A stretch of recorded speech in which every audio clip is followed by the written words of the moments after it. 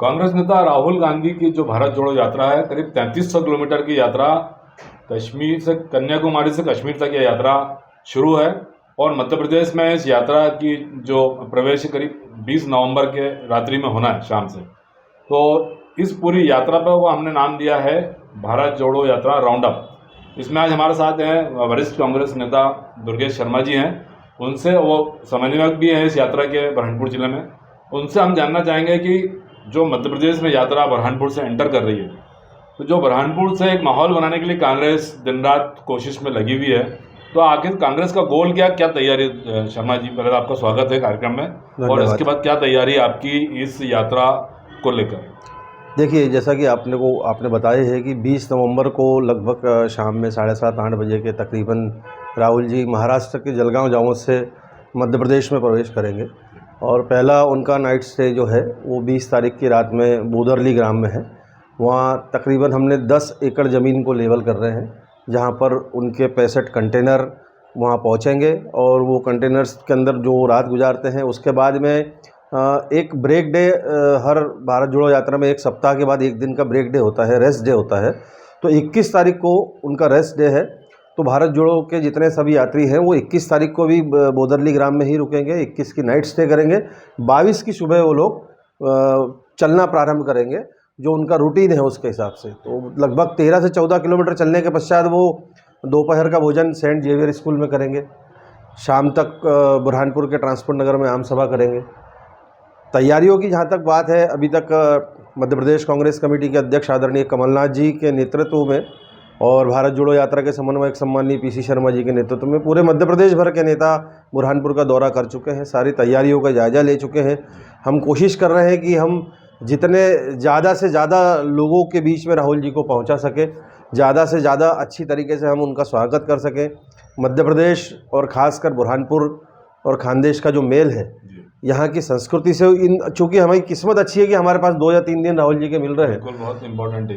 तो हम पूरे मध्य प्रदेश की जो सांस्कृतिक धरोहर है, निमाड़ की और बुरहानपुर की जो सांस्कृतिक धरोहर है, इन सभी के साथ हमारे नेता का स्वागत करेंगे। जो हमको इस यात्रा में जिन प्रदेशों से भी यात्रा जारी है, अलग अलग रंग दिखाई दे रहे हैं यात्रा में, चाहे वो संस्कृति के हो, युवा हो, बुजुर्ग हो, तो ऐसा क्या प्रेजेंटेशन रहेगा कांग्रेस का कि जो इस यात्रा को महत्वपूर्ण बनाएगा बुरहानपुर रीजन के अंदर? देखिए, बुरहानपुर जो है तो पहले से ही इतिहास के पन्नों पर एक दक्षिण के दरवाजे के नाम से प्रसिद्ध रहा है। तो जिस जगह का ऐतिहासिक महत्व अपने आप में हो, उस जगह पर हम लोगों को ये अपॉर्चुनिटी मिलना कि राहुल जी आ रहे हैं, निश्चित रूप से हमारी एक मिलीजुली संस्कृति है।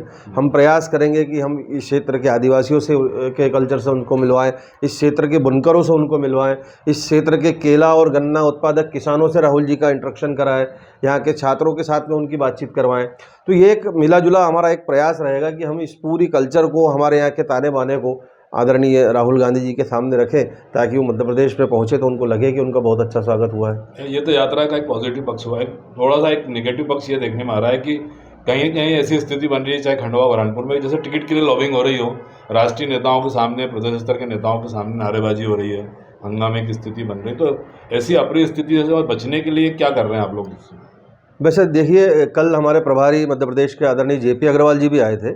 उन्होंने भी स्पष्ट रूप से ये कहा है कि भारत जोड़ो यात्रा का बिल्कुल अभी आप किसी भी तरह के, राहुल जी कोई चुनाव को टारगेट में रख के नहीं कर रहे हैं, राहुल जी इसमें कोई राजनीतिक दृष्टिकोण लेकर नहीं चल रहे हैं। उनकी सिर्फ एक सोच है कि वो इस देश की जो समस्याएं हैं, महंगाई, बेरोजगारी, इन सब चीज़ों को लेकर के वो यात्रा पर निकले हैं। और जो छुटपुट बातें हो रही है, बुरहानपुर में कम से कम कमोबेश ऐसी स्थिति नहीं है, और मैं नहीं समझता कि हमारे नेता के सम्मान के आते समय ऐसी कोई अप्रिय स्थिति निर्मित होगी।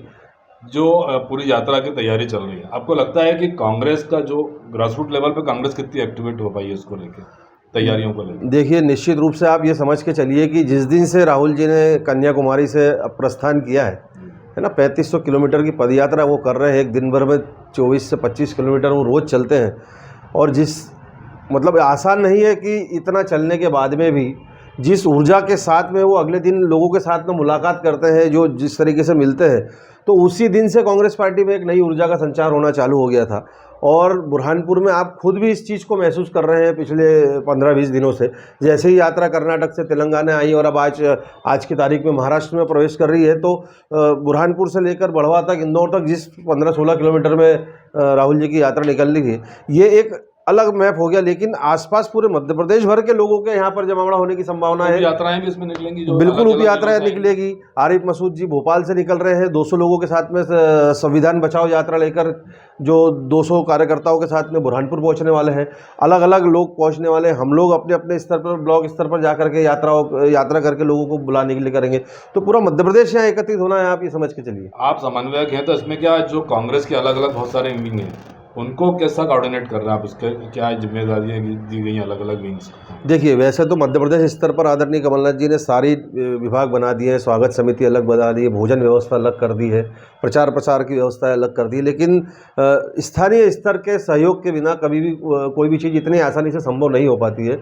तो जिला कांग्रेस कमेटी बुरहानपुर बहुत अपने स्तर पर पूरा प्रयास कर रही है, सारे संसाधन जुटाने का प्रयास कर रही है, क्योंकि प्राथमिक कार्य तो हमें ही करना है जिला कांग्रेस कमेटी को। तो बुरहानपुर की जिला कांग्रेस कमेटी इन सब चीज़ों के अंदर काम कर रही है। हम लोगों ने भी अपने अपने काम बांट लिए हैं कि कौन प्रचार प्रसार का काम करेगा, कौन भोजन व्यवस्था देखेगा, कौन वाहनों की व्यवस्था देखेगा, लोगों के ठहरने की व्यवस्था कैसे करेंगे, शहर में स्थान का होटल सारी बुक हो चुकी है बुरहानपुर की? हाँ, निश्चित रूप से बुक हो चुकी है, क्योंकि पूरे मध्य प्रदेश भर से लोगों के फ़ोन आ रहे हैं। सब लोग हमारे प्रिय नेता राहुल गांधी जी से मिलने के लिए आना चाहते हैं इस बुरहानपुर शहर में।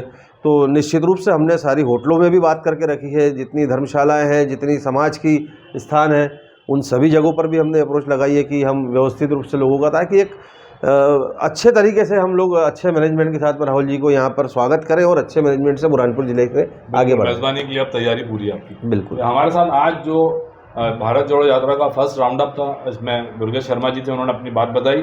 अगले एपिसोड में हम नए शख्सियत से मिलेंगे। जब तक के लिए नमस्कार।